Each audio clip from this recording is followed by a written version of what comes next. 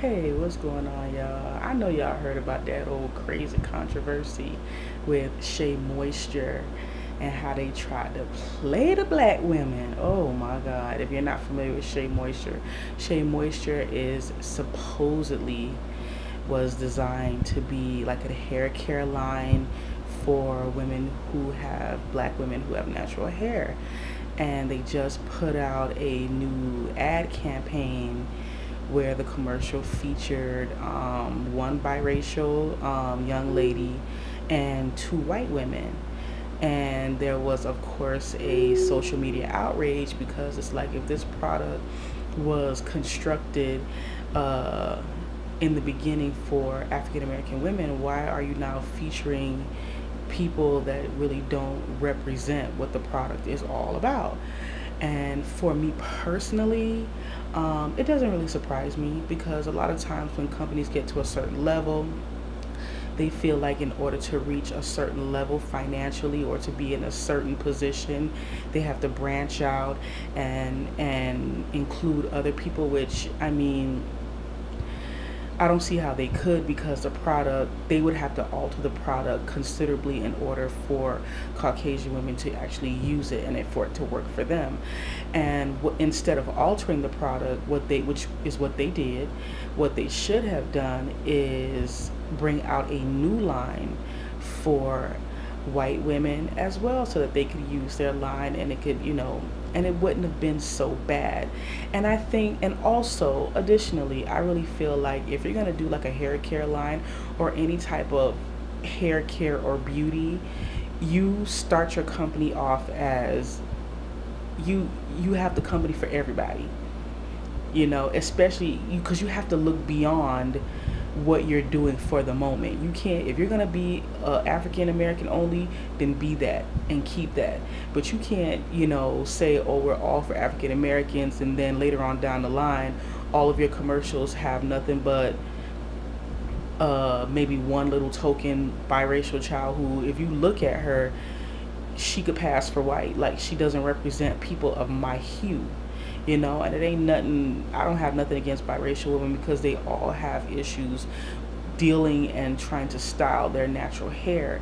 But because of how society and how we've had to deal with so many different things with, color and skin color and being excluded for so long out of all products, including makeup. They only make makeup for certain hues. And you have the deep blue black, deep, dark skinned women who really don't have any makeup that is for them because they only make makeup for lighter hues, including my skin color. And so I'm not angry because I ain't, it ain't that deep for me because Shea Moisture is hella expensive. It's like $10 plus tax for each product, and maybe more depending on the product, between 10 and $20 for each thing. And so Shea Moisture is not really my price range. Now, I did buy Shea Moisture, the baby shampoo and wash, frankincense and myrrh for Vila. I bought that off of Amazon. And but for the most part, I usually use fructose because fructose works great for damaged hair and it's affordable and I like it, And so, but because of this whole controversy where, Shea Moisture is changing their whole, way of doing things and, including people whose only issue they have with their hair is their hair color. Like, when I saw the commercial, let me back up. When I saw the ad, I was like, okay, what's up with that? Got a biracial girl that looks almost white and two white women who were just complaining about how they didn't like their hair color. What does that have to do with natural hair care and being able to use a product that, heals your hair, that helps you manage your hair and helps your hair grow? It does not represent the natural hair community. That's what I'm trying to get at. And so it was pretty much an insult.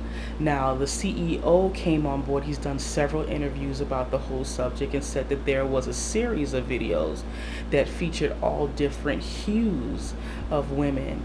And I felt that them being you know, from its inception, an African American company, they should have at least not released the clips of just white women and half a biracial person that looked almost white, but they should have included all different hues so that all the whole spectrum of women would be represented, so it wouldn't we wouldn't feel as if we're being excluded in any way.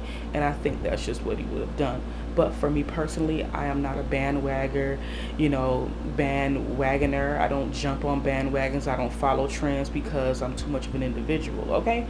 And so I am not that loyal to any product or any company where I would just die hard for them and ride hard for them and just buy all of their products and only I use everything. I try things. If I want to try something new, I'll try it. If I don't like it, I won't buy it again. And that's just how I am. I know in one of my vlogs when I went to Walmart and I had picked up some things, somebody was just like, oh, you know, I see you're real loyal to, not to a certain product because I showed it, you know, and I was just showing clips of what I was purchasing. That doesn't mean that, you know, that's the only product that I buy. You know what I mean? There are very few products that I buy repeatedly because if I don't care for them, I won't buy them again. But in regards to Shea Moisture is extremely expensive, you know, and so I don't buy it as much. But the whole controversy, you know, surrounding it, you know, everybody, you know, put in their 2 cents. So you already know I got to put in my 2 cents. And so, I mean, it is what it is. That's what, you know, companies do. When they get to a certain level, they sell off half their company to the other folks, make a whole bunch of money, and those people completely changed the whole dynamics of what the company, you know, originally stood for. And it's kind of like selling out a little bit. And I know a lot of people feel like, you know, in certain business settings that they have to sell out in order to be Fortune 500 and be at the top.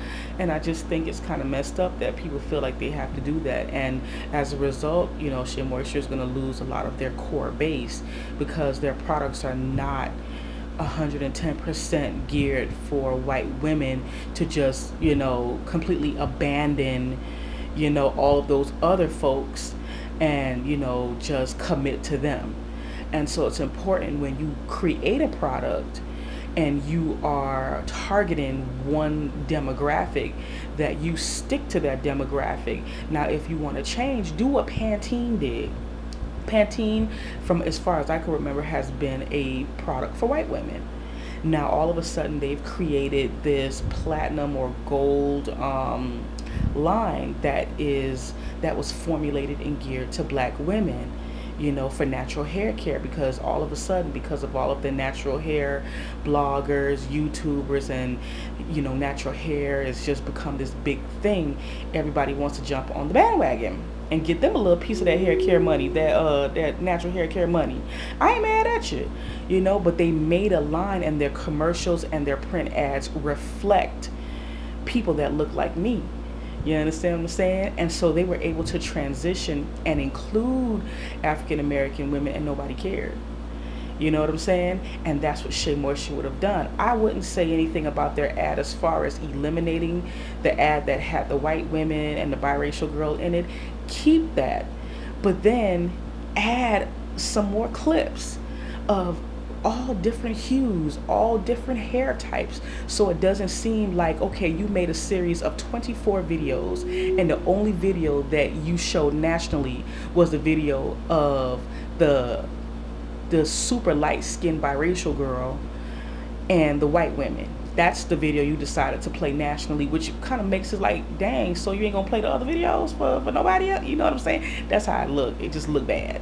But anyway, let me get off this line, honey. I'm cooking dinner and lunch at the same time because, yeah, multitask. You know what I'm saying? So anyway, if you guys enjoyed this vlog, give it a thumbs up. Leave your comments down below. And I will see you guys when I see you. Peace and hair grease. Bye.